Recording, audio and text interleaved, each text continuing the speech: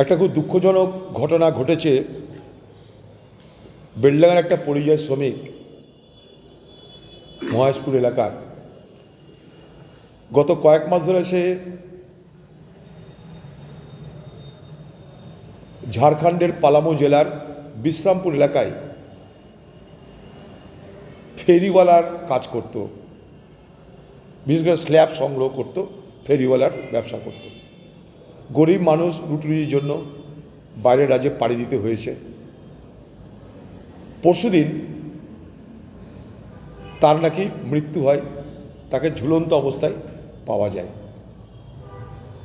পালামোর বিশ্রামপুর এলাকার চন্দ্রবংশী বলে একটা বস্তি আছে, সেইখানে তাকে এইভাবে মৃতদেহ পাওয়া যায়। গতকাল তাকে নিয়ে আসা হয়েছে। সে পরিযায়ী শ্রমিক, স্বাভাবিকভাবেই মৃত্যুর কারণ কি আমাদের জানা খুব জরুরি। তাই সেই গ্রামে ছুটে গেছিলাম। সেখানকার মানুষের সঙ্গে কথা বলে জানার চেষ্টা করেছিলাম যে পালামোতে আর কোথায় কোথায় কী সমস্যা হচ্ছে, কারণ ওই এলাকার আরও কিছু মানুষ ওই পালামোর বিশ্রামপুর এলাকায় থাকে। তাদের মধ্যে একজন বললো যে ওখানটায় আমাদের কাছে মাঝে মাঝে ওই আধার কার্ড চাওয়া হয়, তোমরা কি বাংলাদেশি বলে আমাদেরকে প্রশ্ন করা হয়। তা আমি ওইখানে বসে বসেই প্রথম হেমন্ত সোরেন, ঝাড়খণ্ডের যিনি মুখ্যমন্ত্রী, তার সঙ্গে যোগাযোগ করার চেষ্টা করলাম, তিনি বিদেশে। তারপরে ওখানকার আইজি শৈলেন্দ্র কুমার, তার সঙ্গে যোগাযোগ করেছি। ওখানকার এসপি, তার সঙ্গে যোগাযোগ করেছি।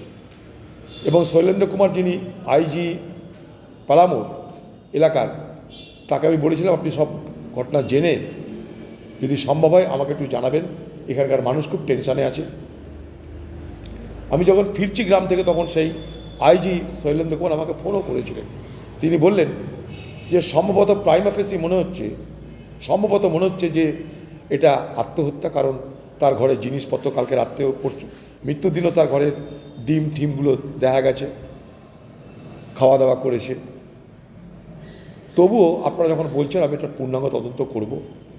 পাশাপাশি আমি এটাও বলেছি যে আমি কিন্তু সেখানটায় যাব। আমার একথা বলার উদ্দেশ্য দুটো। এক, যিনি মারা গেছেন আলারউদ্দিন, তার মৃত্যুর কারণ এটা স্পষ্টভাবে জানা দরকার। ওনারা কথা দিয়েছেন যে আমরা তদন্ত করব। এখনই আপনাকে জানাচ্ছি যে সম্ভবত এটা আত্মহত্যা, কারণ তার দেহের কোথাও আঘাতের চিহ্ন নেই, এক্সটার্নাল কোনো ইনজুরি নেই, দেহে কোনো আঘাতের চিহ্ন আমরা পাইনি। তাই সম্ভবত এটা আত্মহত্যা। এক।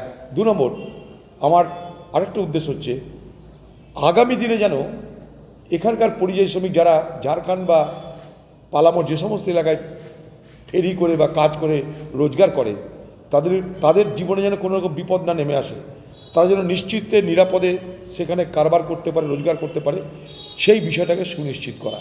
তার জন্য আমি নিজেও সেই পালামো বিশ্রামপুরে আমি যাওয়ার সিদ্ধান্ত নিয়েছি। খুব তাড়াতাড়ি আমি যাব। সেখানে আমাদের পার্টির যারা নেতা, তাদের সাথে যোগাযোগ করে আমরা তাদেরকে সেই এলাকায় পাঠিয়েছি।